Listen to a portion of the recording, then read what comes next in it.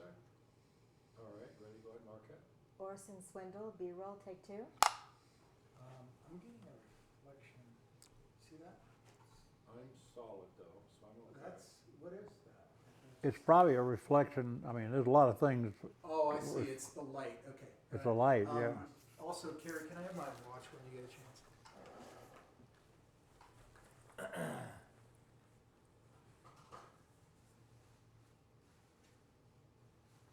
I'll get it after this, Carrie. Okay. So tell me about this object you're holding. As you've noticed, I didn't keep many things of memorabilia from my Marine Corps career. When I left, it's like I do everything. I never look back. I just keep going because there's too much sadness in the departure. And I gave away all my uniforms and all that kind of stuff. And I loved my time in the Marine Corps. I want to make that point very clear to everybody. But one of the reasons I got in the Marine Corps, it had to do with two fraternity brothers at Georgia Tech who were 2 years ahead of me, and they went in the Marine Corps, and I liked them a lot. And my father was in the Marine Corps, and I was born in '37. So when he went off to the Marine Corps in 1943, went to Recruit Depot, San Diego. Everybody was in the war. My little hometown, I don't think there was a family that did not have at least one person in the immediate family who was in the service. It was just amazing that that kind of unification or unity we had in the country. And my father, he was a little older. He was, I think he was 27. He was born in 18, so 43. That's 30, 25, 30. He was, I think he's around 27. I've forgotten the exact dates. But he got in the Marine Corps just in time to get trained and put on a troop ship and set sail for Iwo Jima. And he was with the 28th Marines, which is the regiment of the Marine Corps that from which the flag raisers came.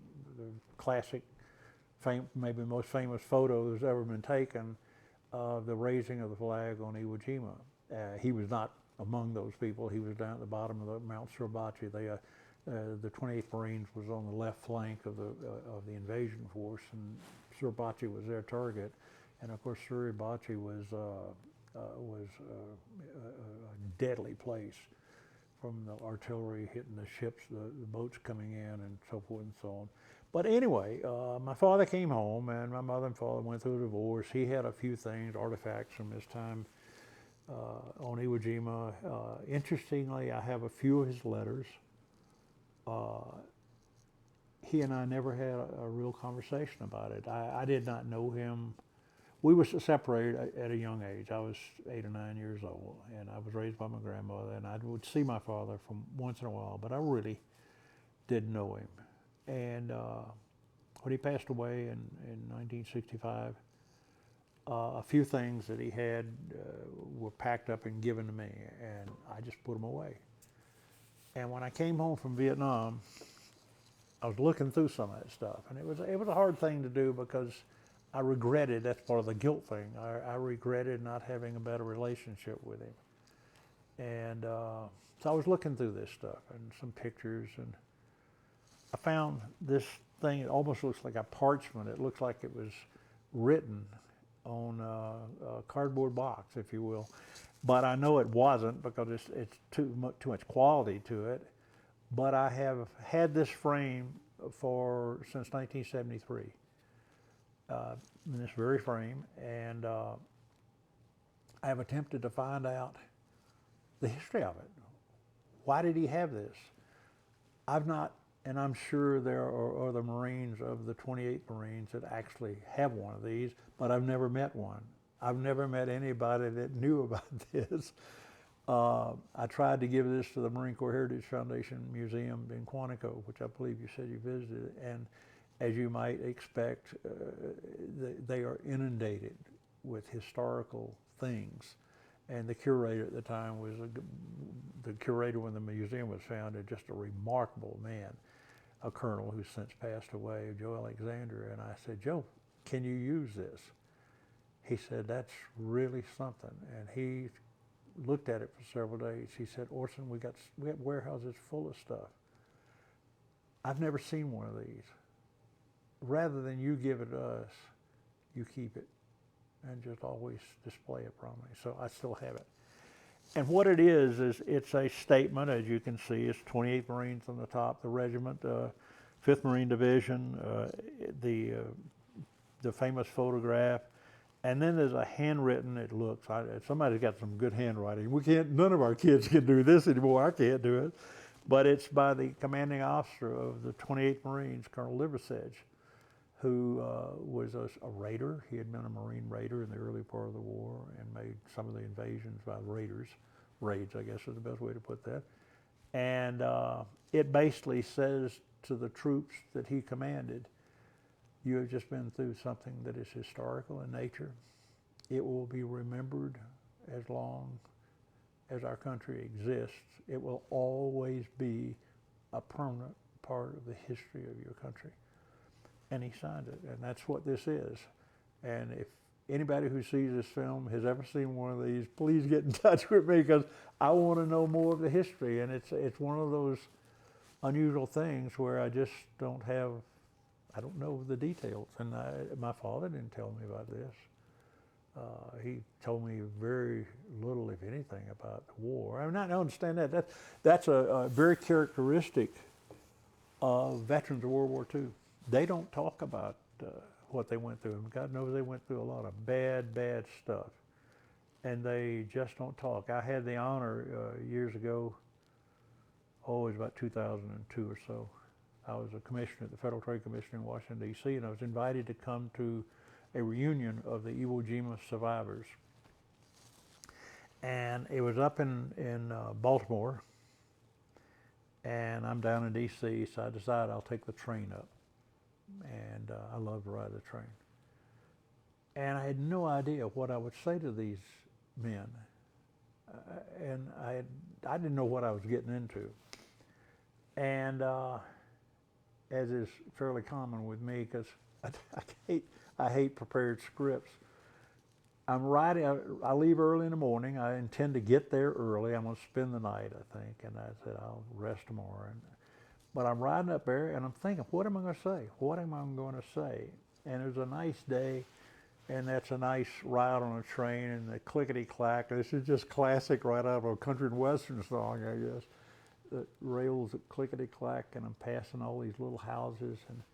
And I got to thinking, I said, these men that I'm about to go talk to and try to impress with my expertise, which is nothing, were young 18 and 19-year-old kids, some of them probably 17.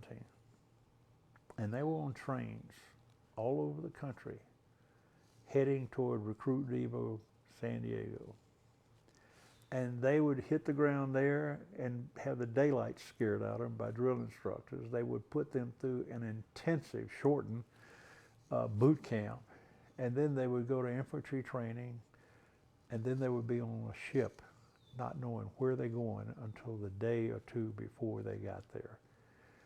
And I said, they want to train just like this, and those wheels would clickety-clack, clickety-clack. And so I still wasn't sure what I was going to say, but I told that story to these men, and you could see the tears running down their cheeks. And they were the nicest gentlemen I have ever met in my life. They, like us as prisoners of war, were laughing about everything. They were having the best time with old friends, and some of them probably didn't know each other until they got to this thing, because a division is Iwo Jima survivors were a lot of people. And it came off real well, but it was really emotional, and that's who they were. Beautiful, sir. And as a shout out to the fellow Marines, what does it mean to be a Marine? Well, you don't dare risk life and limb by not upholding the traditions of the Marine Corps. That's the worst thing you can do. I tell my friends who've never been in the military, but they certainly haven't been in the Marine Corps. I said it's like a cult. We love each other very much, and it's a little interesting side note. And I didn't invent this, but no, that's not what I'm going to tell you about. But when I was finally allowed to write a letter home, I had been in prison over 4 years, and my family didn't even know I was alive. They found out that I was presumed captured, but there was no pictures of me, nothing. Even the propaganda they beat out of me never got published. So there's no evidence. I've seen nothing that tells me that my family saw something I did or saw a picture of me, because I haven't seen it. But I've lost my train of thought. Get me back on it. We were talking about what does it mean to be a Marine. Yes. Oh, anyway, I was about to say, I would sign, this was a little seven line letter, and they made a big deal out of it.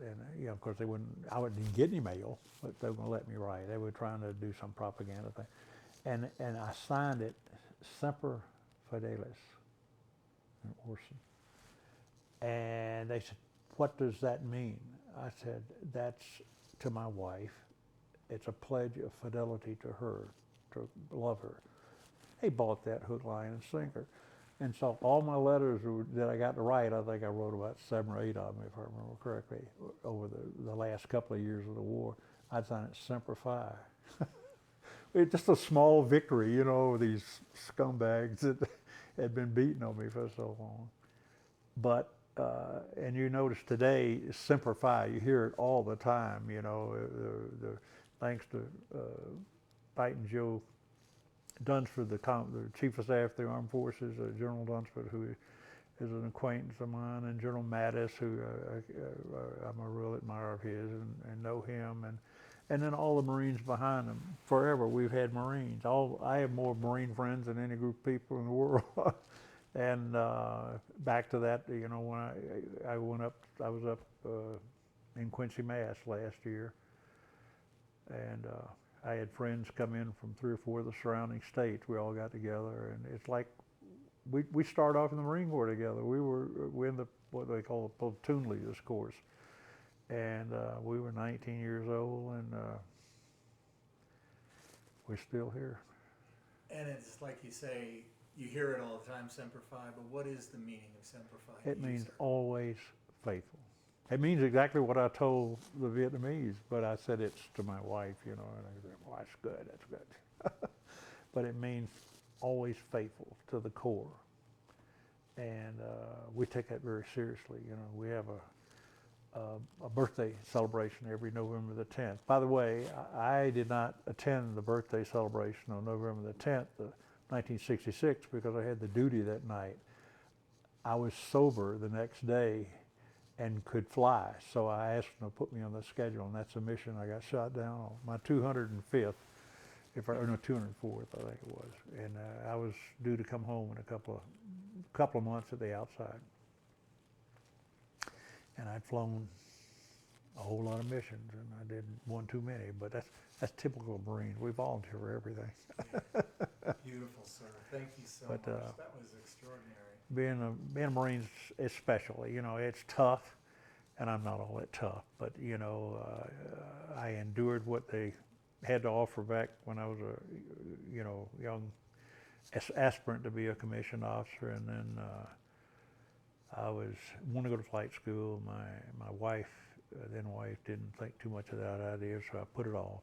And then the duty station, they assigned me after going through basic school, which is essentially a charm school, to make us all, really nice guys. And they sent me to Marine Corps Air Station in Beaufort, South Carolina. So all my friends were, and I said, I got to do this. So I go to flight school, and I was not a natural aviator by any stretch of imagination.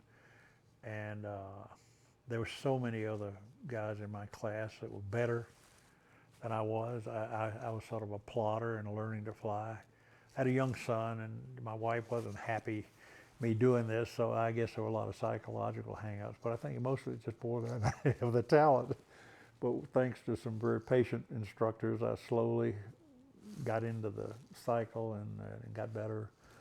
And as I tell people, if you're dropping 2,000-pound bombs, you're really good, because you can hit a lot of things. But it was fun. I got out trying to hold my family together. After that, I was away When I left home, my son had just turned 4. When I got home, he had just turned 11. So it took a lot out of the family, my wife, and I didn't succeed in holding the family together. I'm close to my son now, and in fact, no, I'm not going to get to see him. I'm going to Atlanta this next week, and I won't get to see him because they're away. He and his wife are away doing something. But Marine Corps is forever. You don't walk away from it in a sense. So you don't forget it. It's memorable, and back to that return with honor. We expect Marines to keep the honor, keep our honor clean, is the words there. It's a good outfit. Beautiful. Got some real characters, I've and I stay in touch with them all the time. I've got a follow-up, Patrick. Yeah. You mentioned when you were a prisoner that the small victories were important. Oh yeah. Explain to potential future prisoners why the small victories are important. It's about morale. It's about spirit. It's about winning.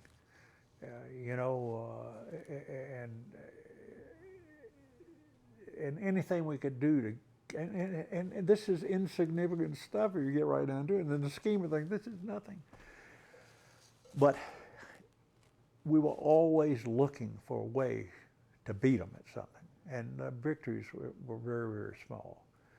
And if you were forced to write a statement and you said, I respect the president of Vietnam, President Horseshit Minh, and you're making a tape or something like that, and anything you can do like that. And of course, there are consequences if they figure it out and catch them. As I always said, I'm glad the Russians weren't running the interrogation because they might have been a little smarter. But one of my great coups was it was after Ho Chi Minh had died. I just spent that summer. I don't think we mentioned it here, but I spent the summer of '69. I was kept on wired to a stool, just locked to it with leg irons, and they kept me. I'm told, because I was totally incapable of figuring this out because I was hallucinating. But I am told by friends that I spent 10 days on this stool awake, and I went nuts and started raising hell, and I don't remember any of this. And then they gave me a day or two to reconsider whether I'd write the statement, and then they said, surely you'll write now? And I said, I'm not writing. Back on the stool for another 10 days. And it was just a horrible summer. And then Ho Chi Minh dies, and essentially things really backed away, all the harsh treatment. Anyway, I was called in for an interrogation, purely an English lesson. And this guy is talking to me, and I'd had many dealings with him. And he says, he's giving me an English lesson. He's learning English. And he says something about the Vietnamese culture. And I said, well, we have culture in the United States too. He said, what do you mean you have culture? You don't have any culture. You're a very young country. You haven't had time to have culture. I said, oh yeah, we do have culture. Name one thing. 1 second. Okay, thank you. He said, give me an example. And they write notes on everything we say. I said, well, coming up here soon, November the 10th, we're having, I pulled this right out of the air. I said, we're having National Donut Day. And one of the foods they fed us was moldy old bread that they dipped in grease and fried it, and we call those sticky buns. Well, they didn't know what we call them. But we get that about once every 6 months after they'd accumulated enough moldy bread to do it. And they were just a little piece of bread about that big. And, somebody estimated I weighed about 125 pounds. So this was like manna from heaven. So that's the background. And he says, what do you do on National Donut Day? No, he said, what's a donut? And I said, well, you don't have anything like a donut. And I go over and explain a donut's got the hole in it and all that stuff. You don't have anything like that, but you every now and then you give us a piece of bread that has sugar on it. I said, that's sort of like a donut. He writes all that down. And then he said, well, what do you do? I said, oh, we have festivals. And I remember from a child reading about in Europe, the kids had maypoles and they'd run around the maypoles. And I knew a little bit about German history, so I started talking about lederhosen and, Oompa. I'm animated. I'm telling this whole damn story. he's writing all this crap down. And he finally said, okay, you're dismissed. Go back to your cell. And so I go back, I get on the wall. I said, hey guys, here's a story I just told this idiot. And he's written everything down. I said, if he asks you about it, you got to back me up on National Donut Day. And of course, being the Marine Corps birthday. So we always have a big cake at our National Donut, at our birthday. So lo and behold, on November the 10th, early from one of the buildings across the way, there were one, two, three buildings, 40 yards away. Somebody starts whistling the Marine Corps hymn, which was not necessarily unusual because all the guys knew when the birthday was because of Harley and me and Jerry Marvel and Howie Dunn. There were so few of us, they really made a big deal out of it because we made a big deal out of it, and damn it, they're here to respect the Marine Corps. So we trained them well. But anyway, I started hearing this whistling, and I said, okay, they remembered. And then I hear whistling from another building. And then the guards come up, and we had about 5 or 6 padlocks on the cell, and they started unlocking the door. So it's time to go out and empty the buckets, our bathroom, if you will. And they open the door, and they've got a big wicker basket, and it's got sticky buns in it. And so it became known as that's Orson's great victory over the Vietnamese. He tricked them into celebrating the Marine Corps birthday. And I was out, Bud McFarland and Jack Brennan. Jack Brennan was President Nixon's aide, and Bud McFarland was the National Security Advisor for President Reagan and served several presidents. And we're good buddies. We're contemporaries and went to basic school and PLCs together. And we were out in what's the name of that town? Up north of Laguna Beach. I think that's what, I never get those towns right. I can't stand California. That's not to be repeated. But anyway, we decide we're there for the Marine Corps birthday. Our trip coincided with it. We're together and we're old buds, and we like to drink and raise hell and celebrate Marine Corps birthday. So we decide we're going to have a Marine Corps birthday. And we go to American Legion Post, a really nice one in a yacht basin that no telling what the value of this thing is, but really nice place. And we said, can we have a little party over here? And if you know any Marines that are a member of your club, invite them. And we're going to bring some Marines up from Camp Pendleton, which is just down the road. And we had a big cake made. And the three of us, we've seen so many that we conduct the whole ceremony. We deliver the address of General Lejeune saying you will on November the 10th, no matter where you are, you will celebrate the Marine Corps birthday. And we start telling stories. And Bud told one, Jack did, I did, and then after it's over, we've toasted and we've given the oldest Marine, the youngest Marine a piece of the cake. The oldest Marine was the Iwo Jima veteran. Anyway, then we just settle down. Gentlemen, join me at the bar. We go to the bar. Ladies and gentlemen, join us at the bar. And we go in there, and these 4 Marines come walking up to me, and they said, sir, we really appreciate, we've heard some stories about Marines in Hanoi, and we just wanted to ask you if this was true. In training camp, we were told, at POW training and code of conduct, we were told of this Marine that told them that November the 10th was it was National Donut Day. And I said, that's me, I did that. I was a big hero from that point on. I didn't have to buy any drinks from the rest of the night, but it's small victories, and you got to win them. You got to get something. You got to do something to say I came out on top on this one. I mean, lying to them, and I'd tell you about making up the story about they wanted to know who's my squadron commander, and I don't know if you heard me. I said, I gave them an initial torture session. They had me. I mean, I was hurting. I'd have died. I just soon die. And they cut me down and said, okay, you answer these questions. Who's your squadron commander? And I gave my high school football coach. Then the XO was my assistant coach, And then the guys that I played football with were the team members, pilots, and they wrote all that crap down. And I remembered it. Beautiful, sir. Thank you so much. Really, really. Glad to do it. So I think we should cut. And I Yeah. think we should. to return with her plaque? Yep. And we also need to do 30 seconds of room time. Yeah. Okay. 30 seconds of what? what's called room tone, where we're just silent for a little bit. Oh, I see. By the way, before you step on it, the little plastic cover there, I think That's it for goes, my drone. oh, Oops. that's your battery over there, I think. You're falling I got apart. All kind of stuff falling out. No wonder you couldn't find the batteries. He had them all in his pockets. All right, do we wanna cut for room tone and then restart? Yeah, we can just call it out. All right, So what I'm gonna do is we're just gonna be silent for 30 seconds. Okay. I don't have my watch, so I can't time it, but I'll just assume it what it is. And allows us to get the tone in the room, so that later on we can pull that out if we have to, when we're treating the sound. This is that story I told. The lady had that ad. That's the one they had that ran the ad in the paper, and she made that up for me and sent it to me. Okay, so this is room tone.